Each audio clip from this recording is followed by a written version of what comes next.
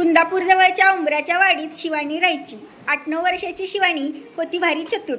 शाळा, घर, शेत व बाजार येथील मुले माणसे सगळेच तिच्यावर खुश असायचे. रविवारी कुंदापूरचा आठवडी बाजार भरायचा. शेतातील भाजी विकायला शिवानीचे आई बाबा जायचे. सुट्टीमुळे सोबत शिवानीही जायची. शिवानी आई बाबांना हिशोबात मदत करायची आणि अधूनमधून बाजारात चक्कर मारायची. भजी किंवा भेळ खाणे हा तिचा आवडता उद्योग. एका रविवारी अशीच फिरत फिरत शिवानी बाजारातल्या मिठाईच्या दुकानापाशी आली. मिठाई पाहत ती सहज उभी होती. हलवाई तिच्याकडे पाहत होता. तो गल्ल्यावरून उठून शिवानीकडे आला. ए मुली, चल पैसे काढ. कसले पैसे? मगाचपासून माझ्या मिठाईचा वास घेतेस त्याचे पैसे. पण मिठाईचा वास तर येणारच ना, पैसे दिलेच पाहिजे. पैसे दिलेच पाहिजेत म्हणून हलवाई ओरडू लागला. हळूहळू बघ्यांची गर्दी जमली.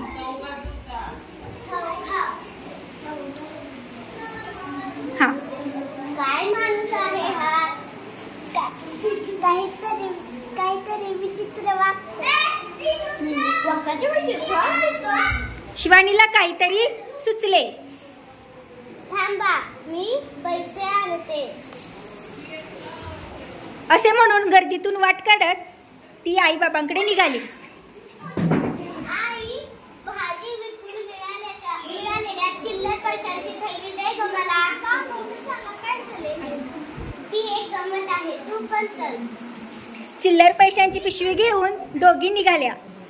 मिठाईच्या दुकानापाशी गर्दी तशीच होती. वाट काढत त्या दोघी हलवयापाशी आल्या. हातातली चिल्लरची पिशवी शिवानीने वाजवली. 1दा, 2दा, 3दा. खुळखुळ आवाज आला. गर्दीतील लोक शांत होऊन ऐकत होते. मिळाले पैसे? कसले पैसे? कुठे मिळाले? मी तुमच्याकडून काय घेतले? मिठाईचा वास, मग त्याची किंमत पैशांचा आवाज ना, बरोबर की नाही? बरोबर.